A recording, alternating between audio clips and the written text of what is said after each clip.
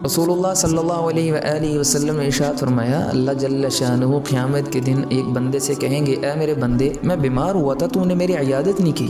तो वो अर्ज़ करेगा कि या अल्लाह, आप तो रब्बुल आलमीन हैं, आप कैसे बीमार हो सकते हैं, मैं आपकी कैसे इयादत करता। तो अल्लाह तआला जल्ल शानुहु इरशाद फरमाएंगे कि मेरा फ़लाँ बंदा बीमार हुआ था, अगर तुम उसकी इयादत करते तो इस अमल से तुम मुझे अपने करीब पाते। फिर अल्लाह कहेंगे, मैंने तुमसे खाना मांगा, तुमने खाना नहीं दिया। कह या अल्लाह, आप तो रब्बुल आलमीन, आप तो सबको देते हैं, मैं आपको कैसे खाना खिलाऊं। तो अल्लाह फरमाएंगे, मेरे फ़लाँ मोहताज बंदे ने तुमसे खाना मांगा, तुमने खाना नहीं दिया, अगर तुम उसे खाना खिलाते इस नेक अमल से तुम मुझे अपने करीब पाते।